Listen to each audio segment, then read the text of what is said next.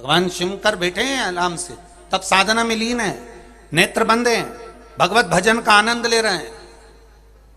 और इतनी देर में बीच रास्ते पर मेरा महादेव जब दिखा और इंद्र और कुबेर निकल कर जा रहे हैं, तो इनके भीतर की जो अभिमत्ता थी, इनके भीतर का जो अहंकार था, वो प्रकट हो गया।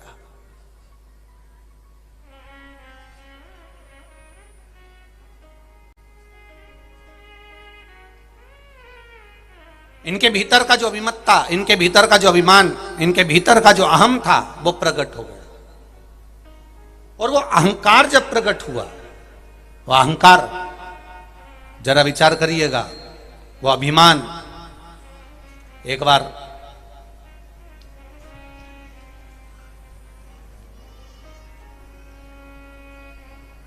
द्रौपदी के मन में भी अहंकार आ गया था।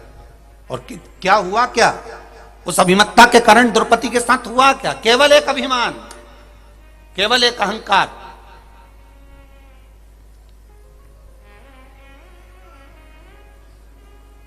द्रौपदी के सम्मुख में भी आ गया था।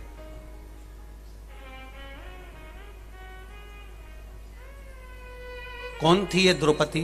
पूर्व समय में गुरु मोदगल्या की पुत्री थी, जिसका नाम इंद्रसेना था।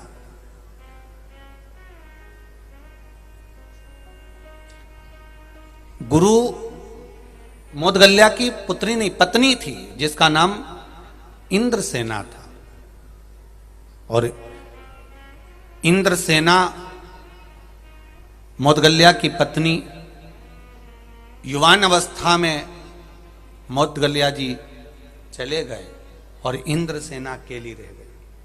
अब अकेली रह गई तो इसने विचार करा कि मैं करूं तो करूं क्या। ये शंकर भगवान की भक्ति में डूब गई।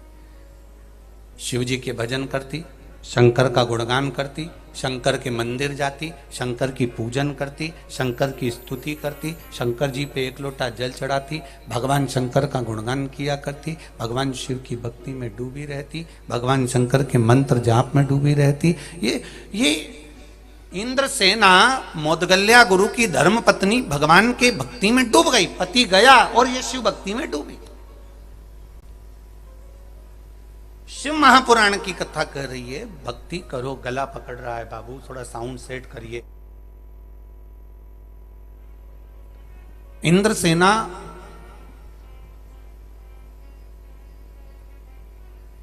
मोदगल्या गुरु के जाने के बाद में लग गई भगवान की सेवा में, भगवान के भजन में।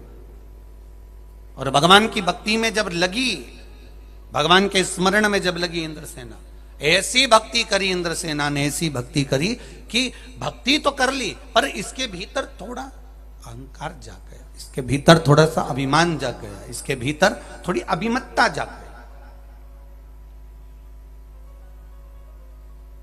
और जब इसके भीतर अभिमान जागा, शिव मंदिर में बैठी थी और भगवान शंकर के मंदिर में बैठकर आज भगवान ने फिर इसकी परीक्षा ले ली। और कब मेरा भोलेनाथ परीक्षा लेता है ये मालूम नहीं पड़ता। शंकर भगवान प्रकट होकर बोले, मांग इंद्रसेना, तुझे क्या चाहिए मांग ले। और ये अभिमान में परिपूर्ण थी। मैं इतनी बार आपका जल अभिषेक कर चुकी हूं, मैं इतनी बार आपको मना चुकी हूं, मैं इतनी बार व्रत कर चुकी हूं, मैं इतनी बार आपका भजन कर चुकी हूं, मैं इतनी बार आपका सत्संग कर चुकी हूं, मैं इतनी बार आपके मंदिर आ चुकी हूं। भगवान के सामने इंद्रसेना ने अपने पुण्य को गिना दिया। जरा बहुत ध्यान देना, आशुतोष शिव महापुराण की कथा कोकड़ी गांव में मिली है। आप लोग जरा ध्यान से सुनना, कहीं ये गलती हमसे तो नहीं हो रही कि हम पशुपति व्रत कर कर भगवान को गिना रहे हों, हम मंदिर जाकर भगवान को गिना रहे हों कि मैंने एक लोटा जल भगवान को चढ़ाया, मैंने ये काम भगवान के मंदिर में करा, मैंने भगवान के मंदिर में पोछा लगाया, मैंने भगवान के मंदिर में झाड़ू लगाई। कहीं हम भगवान के सामने जाकर ये अपने पुण्य को, अपने सत्कर्म को, अपने आनंद को हम गिना तो नहीं रहे। यहां तक शिव महापुराण की कथा कहती है कि जैसे जायसवाल परिवार कथा करा रहा है, पहले अग्रवाल परिवार ने रायपुर में कथा कराई, साहू जी ने, दिनेश साहू ने कराई थी सोहेल गांव में, फिर भाटापारा में भी कथा हुई, शर्मा परिवार कराए। तो हम हर जगह एक बात जरूर कहते हैं, कथा करवाने के बाद में भूल जाना कि हमने क्या खर्च करा, क्या करा, क्या नहीं करा, कितने लोगों को भोजन कराया, कितने लोग आए, हमने उनको चाय पिलाई कि भोजन कराया कि पोया खिलाया कि हमने उसको क्या खिलाया, हमें भूल जाना। उसके बाद में डायरी उसके पास में है, तुम अपनी डायरी से वो पेज फाड़ देना कि मैंने इतना खर्च करा, अब लिख के वो रखेगा कि देना कितना है। हमें नहीं लिखना है, लिखकर वो रखेगा कि हमको देना कितना है, प्रदान कितना करना, हम क्या देना चाहते हैं, हम क्या प्रदान करते हैं।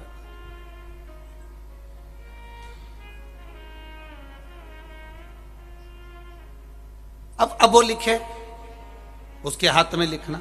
आपने अपना कर्म कर दिया, आपने कथा करवाई, आपने इतने लोगों का भोजन भंडारा चलाया, कोई ने चाय पिलाया, कोई ने पोहा खिलाया, कोई ने कोई व्यवस्था करी, कोई ने बिस्कुट खिलाया, कोई ने व्यवस्था करी, ये उसके ऊपर। अब आपने करने के बाद आपको भूल जाना है कि हमने क्या करा, अब अपने को स्मरण नहीं आना चाहिए।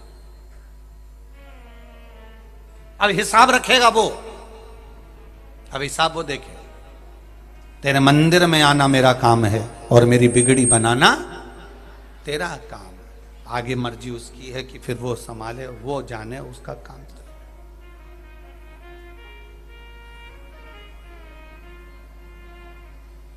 मैंने तेरे ही भरोसे ओ बाबा, तेरे ही भरोसे हवा बिच उड़ती जावागी, बाबा डोर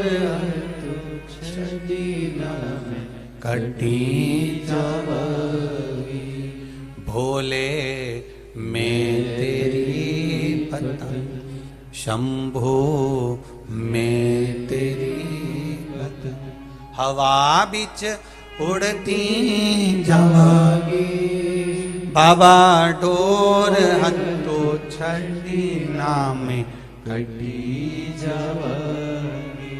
द्रौपदी ने भगवान शंकर के सामने शिव जी को गिनाना चालू करा, मैंने ये करा, मैंने वो करा, मैंने आपका, मेरे पति के जाने के बाद मैं आपके भजन में डूब गई, मेरे पति के जाने के बाद मैं आपके कीर्तन में डूब गई, मेरे पति के जाने के बाद मैं नाम में डूब गई, मेरे पति के जाने के बाद मैं आपकी भक्ति में डूब गई। शिव जी को गिनाना चालू करा, तब शंकर भगवान जान गए कि इसके भीतर थोड़ा सा अभिमान प्रकट हो गया, थोड़ा सा अभिमान।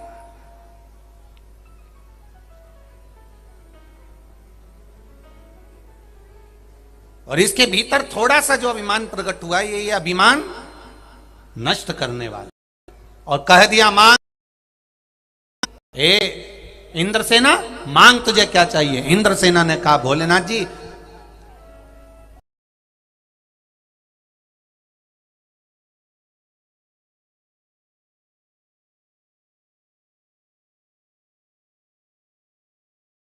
बैठी हूं, 5 बार मैंने व्रत करा है, 5 बार मैंने साधना करी है। तो शंकर भगवान ने भी कह दिया, 5 ही वर मांग ले, तुझे क्या चाहिए। इतने में इंद्रसेना कहती है, मेरा तो एक ही वर मूल है, पति मिले सुंदर मिले, पति मिले ज्ञानवान मिले, पति मिले वीर मिले, पति मिले धैर्यवान मिले, पति मिले दिग्विजय करने वाला मिले, पति मिले आनंद करने वाला मिले। 5 बार मुख से बोल दिया, अहंकार को रखकर बोल दिया कि पति मिले, पति मिले, पति मिले। तो देवता, देव अधिदेव महादेव तो खुश हो गए। उनने कहा, जितनी बार तू बोली जा उतने ही मिले, जा जितनी बार तू बोली है उतना ही मिले तेरे को। अब ये इसके भीतर का भाव होता है, ये इसके भीतर का।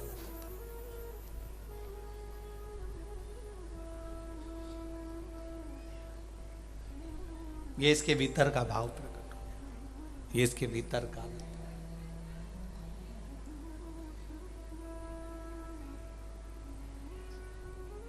कहा,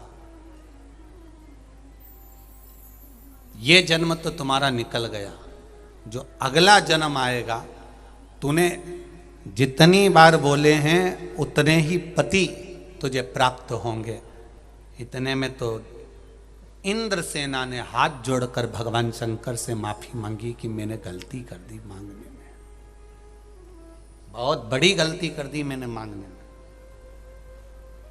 इंद्रसेना जैसी गलती आप भी करते हो और हम भी करते हैं।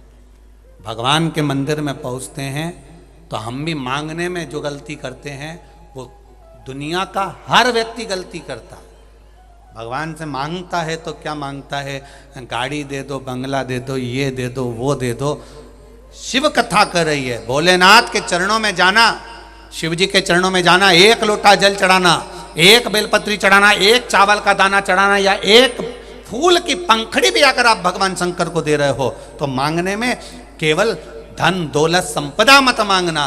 बाबा से कहना, बाबा हर घड़ी, हर पल, हर क्षण बस आप मेरे साथ रहना और कुछ भी नहीं चाहिए, क्योंकि वो साथ रहेगा तो दुख आएगा ही। अगर वो हमारे साथ में है, वो हमारे साथ चल रहा है, वो हमारे साथ में चल रहे हैं, वो हमारी हर पल, हर घड़ी, हर क्षण यदि हमारे साथ है तो फिर दुख नहीं आ सकता।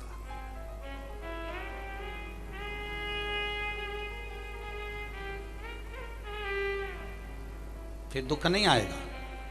अगर वो साथ चल रहा है, हर पल, हर घड़ी, हर क्षण वो हमारे साथ है तो फिर दुख कैसे आ सकता है?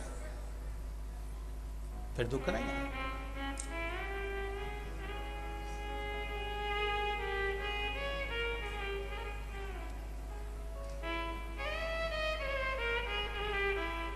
फिर क्यों आएगा दुख महाराज?